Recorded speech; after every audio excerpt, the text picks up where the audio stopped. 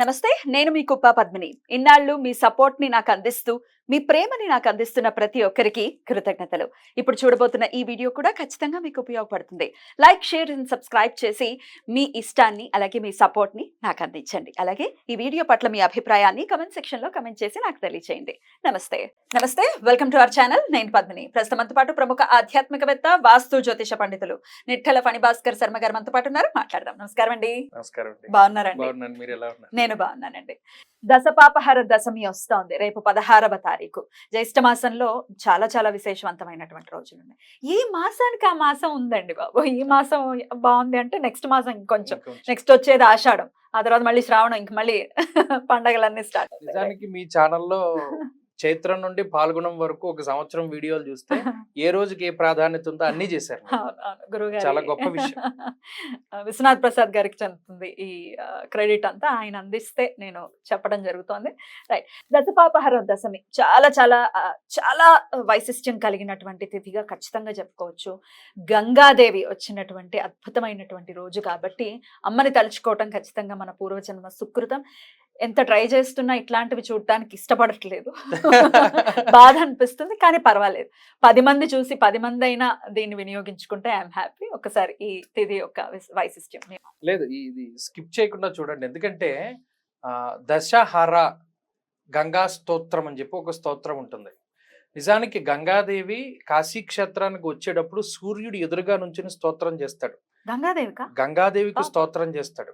అది ఎక్కడ ఉంటుంది అంటే పశుపతినాథ్ దేవాలయం ఉంటుంది. ఇక్కడ మన మణికర్ణిక ఘాట్ పక్కన ఇప్పుడు కొత్తగా లోపలికి వెళ్ళడానికి పెద్ద పెద్ద మెట్లు ఉన్నాయి కదా, దానికి ఎదర పశుపతినాథ్ దేవాలయంలో అక్కడ గంగాదిత్యుడు అనేటువంటి ద్వాదశాదిత్యులో ఒక ఆదిత్యుడు ఉన్నాడు.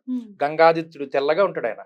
ఇప్పటికీ ప్రతిరోజు ఆ గంగాదిత్యుడు గంగాదేవిని స్తుతిస్తూనే ఉన్నాడు. అలాగే దశ పాపహర దశమి పేరులోనే ఉంది. దశ పాపహర 10 రకాలైనటువంటి పాపాలని పోగొట్టగలిగేటువంటి శక్తి ఉన్నది. మనం పాపాలు పోగొట్టుకోవాలంటే ఏం చేయాలి? బోల్డంత తపస్సు చేయాలి, లేకపోతే ధ్యానం చేయాలి, ఇంకా రకరకాలైనటువంటి దాన ధర్మాలు చేయాలి. కొన్ని చేసినా కూడా పోవు, రౌరవాది కర్మలు పోవు.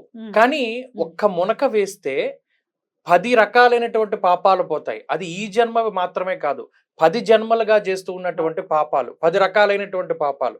3 ఏమో శారీరకమైనటువంటివి, 4 మానసికమైనటువంటివి, 3 వాచకములు, నోటితో చేసేటువంటి పాపాలు. అవి చెప్పుకోవడం కూడా మనం జుగుప్సాకరంగా ఉంటుంది. అంత దారుణమైన పాపాలను తీసేస్తుంది గంగాదేవి. ఎలాంటి పాపాలంటే ఆఖరికి పరభార్య సేవనం చేసినటువంటి వాడికి కూడా ఆ దోషం తీయగలిగేటువంటి శక్తి ఉన్నది. అంత దారుణమైన దోషాలు తీస్తుంది. ఈ జన్మలోనే రకరకాల పాపాలు చేస్తుంటామే, ఈ జీవి 10 జన్మలుగా చేస్తూ ఉన్నటువంటి ఆ 10 రకాల పాపాలను తీయడం అనేటువంటిది చాలా గొప్ప విషయం. అయితే దీన్ని జ్యేష్ఠ మాసంలో ఒక వ్రతం కింద ఆచరిస్తారు. దీన్నే గంగా దసరా అని కూడా అంటారు. మనకి అమ్మవారికి ఆశ్వీజ మాసంలో ఏ విధంగా అయితే నవరాత్రులు ఉంటాయో, గంగాదేవికి కూడా నవరాత్రి దీక్ష చేస్తారు. కాశీలో విశేషంగా చేస్తారండి, చాలా విశేషంగా చేస్తారు. ప్రతి ఘాట్లోనూ అమ్మవారి యొక్క అలంకారం అది చేస్తారు గంగాదేవిది. పాడ్యమి మొదలుకొని నవమి తిథి వరకు ప్రతిరోజు సంకల్పపూర్వకంగా గంగా నదిలో స్నానం చేయాలి. దాన్ని అఘమర్షణ స్నానము అంటారు. అంటే అఘము అనగా పాపాలని పోగొట్టేటువంటి స్నానం. మలమర్షణ స్నానం అంటారు, సంకల్పం లేకుండా చేసేటువంటి స్నానం. అది కేవలం మాలిన్యాన్ని తొలగించుకోవడానికి, దానివల్ల ఉపయోగం ఉండదు. అందువల్ల సంకల్పానికి అంత ప్రాముఖ్యత. ఈ అఘమర్షణ స్నానం చేస్తే ఈ పాడ్యము నుండి నవమి వరకు 9 రోజులు కూడా స్నానం చేసి 10వ రోజు అయినటువంటి జ్యేష్ఠ శుద్ధ దశమి, జ్యేష్ఠ మాసే సిత ఉపక్షే హస్త నక్షత్ర సంయుక్తం అన్నాడు. దశమి రోజున హస్తా నక్షత్రం ఉన్నటువంటి రోజున ఎవరైతే గంగలో స్నానం చేసి ఆ గంగ ఒడ్డున నుంచిని దశహర గంగా స్తోత్రాన్ని పారాయణ చేస్తారో, అది కూడా ఎక్కడ చేయమన్నాడు? ప్లేస్ కూడా ఇదంతా ఎక్కడుంది? కాశీఖండంలో నిక్షిప్తమై ఉంది. అక్కడ ఈ దశాశ్వమేధ ఘాట్ అన్ని 10 నెంబరే వస్తాయి. ఈ బ్రహ్మగారు అశ్వమేధ యాగాలు 10 చేశాడు అక్కడ. ఆ దశాశ్వమేధ ఘాట్ లో ఎవరైతే స్నానం చేసి దశాశ్వమేధేశ్వరుణ్ణి చూస్తారో వారికి ఈ పాపాలన్నీ కూడా క్లియర్ చేసేస్తాడు. పెన్సిల్ తో రాసి చెరిపేసినట్టుగా పూర్తిగా. అది ఎంత చేస్తే అవుతుంది? మన ఈ జీవి శరీరాన్ని పొందింది. అదే ఈ శరీరం అనేటువంటిది ఇంకో రకమైన శరీరం వస్తే మనం చేయలేం. ఎందుకంటే వివేక చూడామణిలో సాక్షాత్తు శంకర భగవత్పాదులు ఒక మాట అన్నారు, దుర్లభం త్రయమై వైతత్ దైవానుగ్రహ హేతుకం మనుష్యత్వం ముముక్షత్వం మహాపురుష సంశ్రయ. మూడు ఈ లోకంలో దుర్లభమైనటువంటి విషయాలు. మనుష్యత్వం, మనిషిగా పుట్టడం. ముముక్షత్వం, ఏదైనా సాధించాలి, భగవంతుడిని ఆరాధన చేయాలి. సత్వబుద్ధి వల్ల మాత్రమే భగవంతుడి వైపు ధ్యానం వెళ్తుంది, ముముక్షత్వం అంటారు దాన్ని. అలాగే మహాపురుష సంశ్రయ, సత్సాంగత్యం అనేటువంటిది కూడా భగవంతుడే ఇవ్వాలి తప్పితే మనం ఎంత పాకులాడినా మనకి సత్సాంగత్యం దొరకదు. ఈ మూడు దుర్లభం అని సాక్షాత్తు శంకర భగవత్పాదులు చెప్పారు.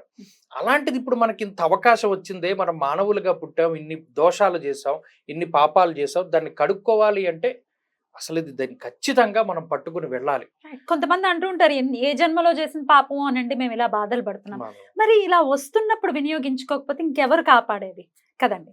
సంకల్పపూర్వకంగా మయా ఆలోచిత అనాలోచిత, ఆలోచించి చేసినవి, అనాలోచితంగా చేసినవి, తెలిసి చేసినవి, తెలియక చేసినవి, రకరకాలైనటువంటి పాపాలు ఉన్నాయి మహానుభావ. వాటన్నిటిని ప్రక్షాళన చేయని చెప్పి సంకల్పపూర్వకంగా అక్కడ స్నానం చేస్తే. కాశీ వెళ్ళలేం కదా, అందరూ వెళ్ళలేరు, అంటే ఏదో రీజన్ వచ్చేస్తుంది, వెళ్ళగలం. యాక్చువల్ గా మీరు వెళ్తున్నట్టున్నారు రేపు. మరీ నమస్కారాలు తెలియజేయండి అమ్మవారు. మేము ప్రతి సంవత్సరం ఈ దశపాపహార దశమి కాశీలో ఉంటుంది. ఎందుకంటే ఒక రోజుకు ఉండేటువంటి ప్రాముఖ్యత తెలిసినప్పుడు ఒక మనిషిగా మనం చేయగలిగింది చేస్తే మిగతాది భగవంతుడు చూసుకుంటాడు. ఒరే వీడు ప్రయత్నం చేస్తున్నాడరా, పరీక్ష ఉంది, వీడు చదువుతున్నాడరా, ఎంతో కొంత సహకరిస్తుంది ప్రకృతి. టీచర్ చూస్తాడు, మరి వీడు బాగా చదివాడు కానీ మార్కులు తక్కువ వచ్చినాయి, పర్వాలేదు వీడిని ఇంకో దాంట్లో చూసుకుందా అని చెప్పి ఆయన ఏదో ఒక కొద్ది చనువైనా చూపెడతాడు. భగవంతుడు కూడా అలాగే, వీడు ఏదో చేస్తున్నాడు, వీడి ప్రయత్నం వాడు చేయనివ్వి, మిగతా దాంట్లో నేను సహాయం చేస్తానంటాడు.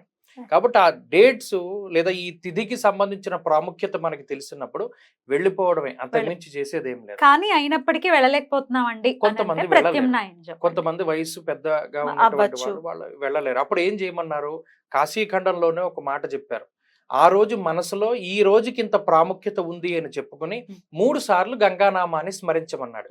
గంగా గంగా గంగా ఇది త్రియో బ్రుయాత్, 3 సార్లు ఆ గంగానామాన్ని చెప్పుకుని ఈ దశహర గంగా స్తోత్రాన్ని పారాయణ చేయమన్నారు. వారికి ఈ దశపాపహార దశమి రోజున అక్కడ గంగలో చేసినటువంటి పుణ్యాన్ని ఇచ్చేస్తాడు భగవంతుడు. అలా అయినా చేద్దాము, కానీ జన్మలో ఒక్కసారైనా వెళ్ళేటటువంటి ప్రయత్నం చేద్దాం ఈ జ్యేష్ఠ మాసంలో వచ్చేటటువంటి దశమి నాడు. అలాగే రామాయణం అంతర్గతంగా వచ్చేటటువంటి గంగా అవతరణ తెలుసుకోవటం అనేది మనం మనుషులుగా పుట్టినందుకు మన కనీస ధర్మం కాబట్టి ఖచ్చితంగా ఆ రోజున ఒక్కసారి వినేటటువంటి ప్రయత్నం చేయటమో లేకపోతే చదువుకునేటటువంటి ప్రయత్నం చేయొచ్చు అంటారా? చేయొచ్చు ఖచ్చితంగా. ఎందుకంటే జహ్ను మహర్షి ఆయన గంగాదేవి వస్తున్నప్పుడు సరే ఈ పర్ణశాలల మించి వస్తోందని చెప్పి ఒక్కసారిగా గంగనంతటిని తీసుకుని ఆయన కమండలంలో పెట్టేస్తాడు. మరలా ఆయన కమండలం నుండి ఆవిడ బయటకు వచ్చింది కాబట్టి జాహ్నవి అనేటువంటి పేరు ఆమెకు వచ్చింది.